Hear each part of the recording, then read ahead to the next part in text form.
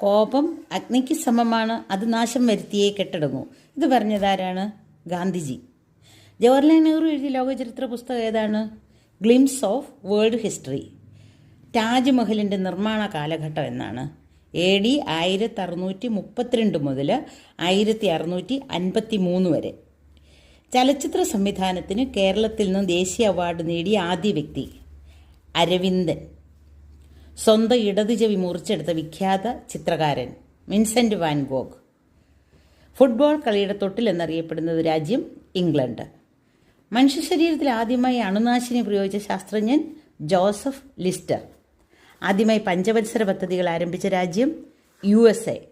കുറ്റാന്വേഷണ കൃതികളുടെ റാണി എന്നറിയപ്പെടുന്നത് Agatha Christy. എന്നാൽ ലോകത്തിലെ ആദ്യ ഡിറ്റക്റ്റീവ് നോവല് റൂമോർഗിൻ്റെ കൊലപാതകങ്ങൾ. ലോകത്ത് ആദ്യമായി ബാലറ്റ് പേപ്പർ ഉപയോഗിച്ചത് ഓസ്ട്രേലിയൻ ലെജിസ്ലേറ്റീവ്